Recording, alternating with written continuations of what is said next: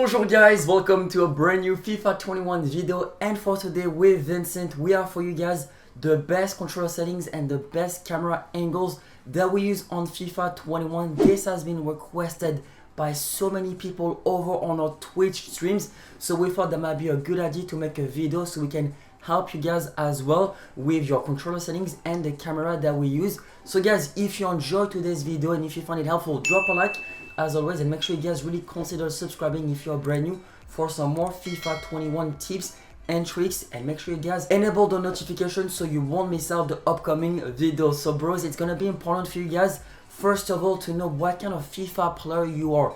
Are you more possession type of player? Are you more tiki-taka? Are you more counter-attack player? This will be important because we are more skillers and we are more tiki-taka and offensive driven players. Exactly, boys. So that's gonna be important for you first of all to analyze yourself. Then after, on complement, you will see what's gonna be the best tactics and game settings for you, brother. So no matter what, we're gonna start with the FIFA trainer. So we're gonna hide it, bros. There's no need for us to have it each time we start a FIFA game to have some instruction about how to make a pass or how to shoot. We know we're experienced FIFA players, so make sure you guys hide it. Make sure you guys, if you're brand new, if this is your first couple of games of FIFA 21, then leave it as show, but if you're experienced, leave it on hide. Like that, it will be much easier. Then after, for the time finishing on FIFA 21, I tried already a few time finesse shot. They worked, but you can leave it on off.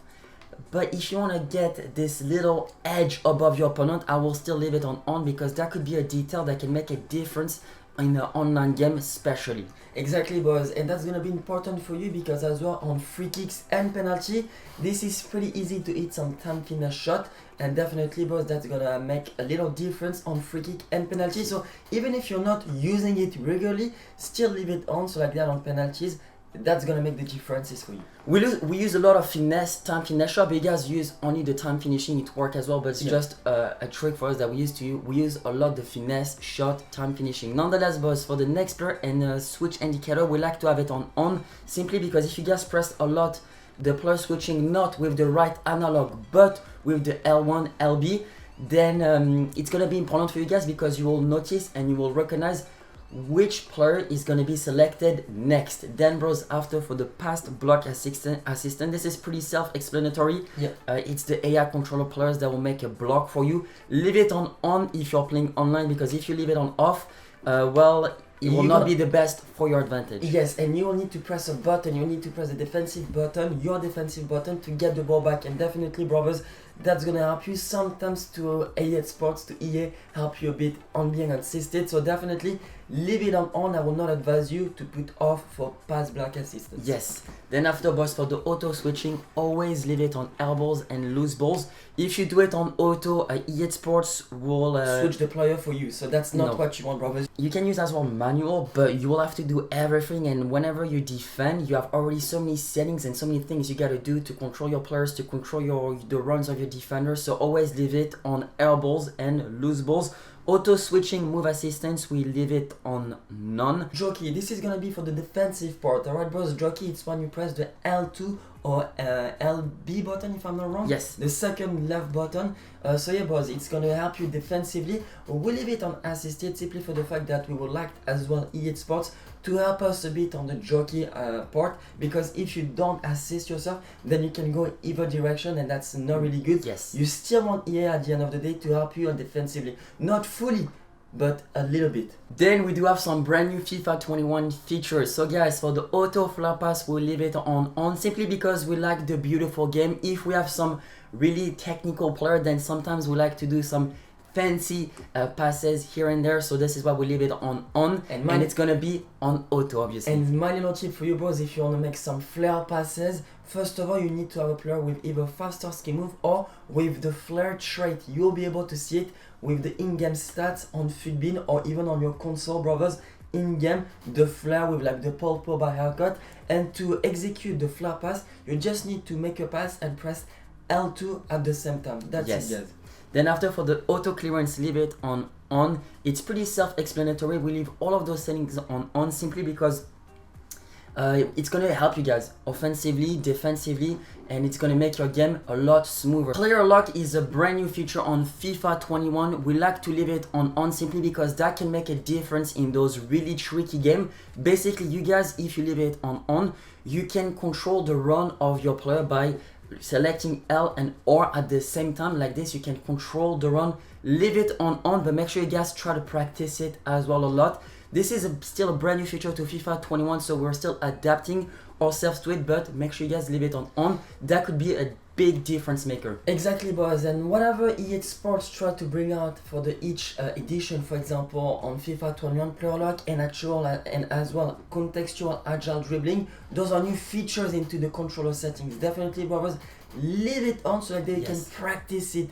It will take time to master it, but if you practice it, if you take some time, then you're gonna become a beast at those little new features to the game. And this is why we'll leave it on. We still need to adjust and we still need to practice. So definitely, brothers, we're gonna make some tutorials about it, so like that can help your game out to step up your game. Then after, we have assisted headers. That's pretty self-explanatory, brothers. If you put off for this, then your headers will go like left and right and never center. So this is why, bros, we'll actually advise you to put assisted headers. So now, bros, for the right stick switching, the player relative, most of the FIFA players are using player relative. You can use ball relative, but it's a lot harder. Basically, like whenever you try to right switch, you know, for a player defensively, if you do it with the player relative, it's depending on the player that you already control. If you do it with the ball relative, it will depend on the football. If you can master this, fair play, you're a beast. You'll be excellent at defending, but we will advise you guys to use player relative because it's a lot more easier. It's a lot more easier, and that will help you a lot to get better defensively, so like that you can control. Sometimes in a FIFA game you cannot control where the ball is going, and definitely, brothers, if you don't know where the ball is going, and if you have on ball relative, then you will not know which player to control exactly. And in a FIFA game, it's a matter of little seconds. So this is why we'll advise you both to leave it on player relative. So ground pass assistant, my bad. Leave it on assisted. It's pretty self-explanatory. Pass direction and power will be assisted to help player passes into the receiver's path and avoid opponent players. Leave it on assisted.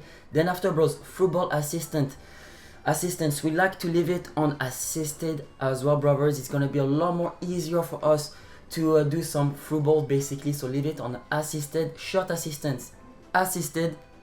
Cross assistance, this is a really important one, and we like to leave it on semi. Here's the reason why.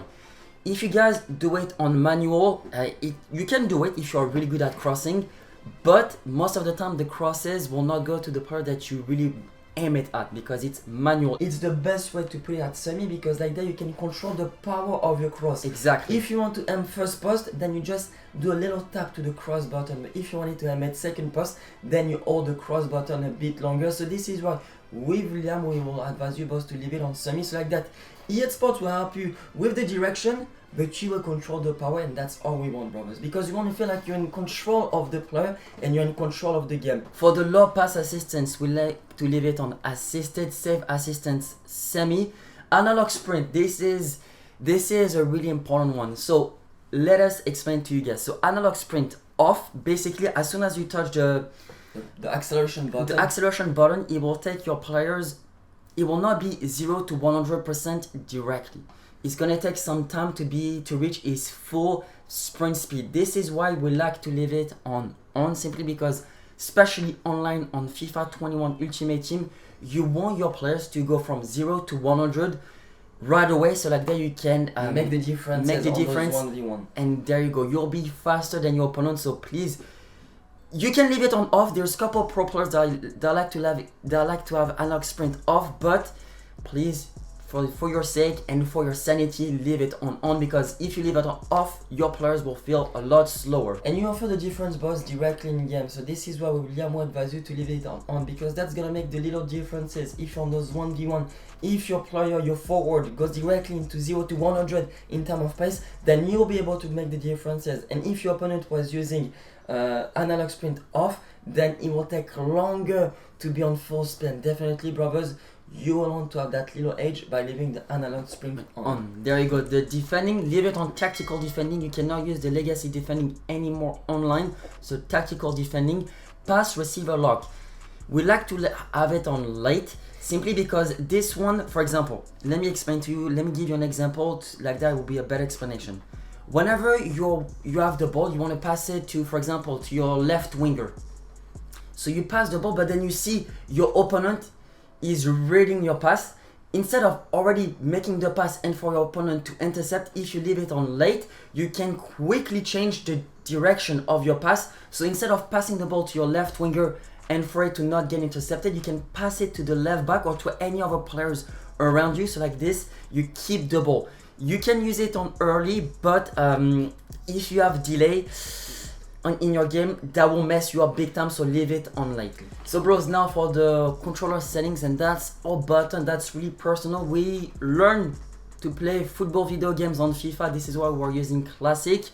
Defense and attack, really, I mean, both are classic, so you can change it depending if you like, for example, to change the finesse shot button, to change the shoot button. You can change it here, but for us it's classic. And those are your preferences. So now guys, we're gonna talk about our visual game settings. We like to keep our HDU to player name and indicator. Basically all of those settings are on default, but we can still explain it to you guys. Player indicator, player name.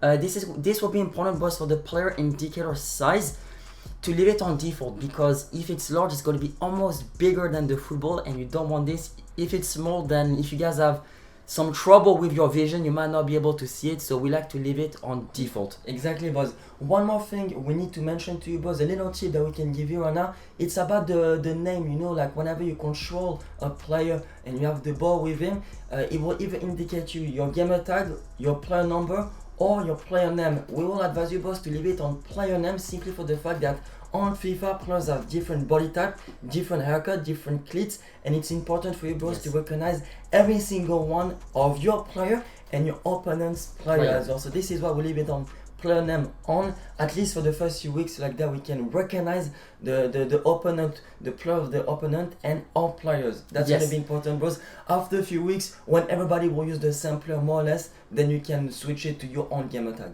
Yeah, so like this, you know whoever you are playing against every time. This is like a trick that we use, and this will step up your game a little bit. So then here, bros, the game setting for the match, it will really depend on whatever you want to play, offline, online, against some friends. We don't really we try to change it manually depending on who we're playing against at different moments. So this is totally depending on you, default. Now bros, for the camera, so this has been heavily requested by everyone watching our Twitch stream. By the way, boys, our Twitch is twitch.tv TwinsFifaHD. The link will be in the description. If you guys want to catch us streaming FIFA 21, it will be over there. So bros, we like to have it on default, but a lot of FIFA players like to have it on tele-broadcast or co-op. Personally, default, that's the way we learn how to play FIFA, but we're gonna do a couple customization. But default for us is the way to go. Some people like to have a better angle, a better point of view, have a higher point of view. So this is why they use co-op. But I think for me it's a bit too high, and like you can see almost all the runs and all that, but for me it's a bit too high. I don't know. So it all depends on you, brothers. This is why we learn to play. I mean, this is how we learn to play like FIFA. And we're like elite FIFA players. So I don't see myself changing to co-op now on. We can make some personalization here and there, but personally for me it all depends on you, on what you've been playing FIFA on those past couple of titles. Yes, so now brothers, for the camera height, we're gonna leave on custom, and so for the camera height for default we like to have it on 15, and for the camera zoom we like to have it on 5. Like this we'll have a better vision. It's default, but we'll have a bit of a higher vision, and it's gonna be important for us to have as well to see more angles, to see more player, to have more variety of options both offensively and defensively. So if you guys are using default, I will recommend for you guys to use the camera height 15, camera zoom 5. This will be important, and after for the rest, boys, we don't really like to touch it. It's 10 and 10 and 10. Those are our best controller settings, our best camera settings. If you guys have enjoyed the video, drop a like. If you guys have any question, feel free to let us know in the comment section down below or over on our Instagram and Twitter. Both of those links will be in the description down below. We tried our best to explain to you guys everything. Obviously, it's still a brand new FIFA, therefore we still need to adapt a couple things here and there, and depending on the patches, we might have to adjust a couple settings here and there. So guys, thank you so much for watching. Thank you guys so much for the support over on Twitch and on the YouTube channel. It really means a lot. My name is Liam. My name is Vincent. We catch you guys later on today. Au revoir.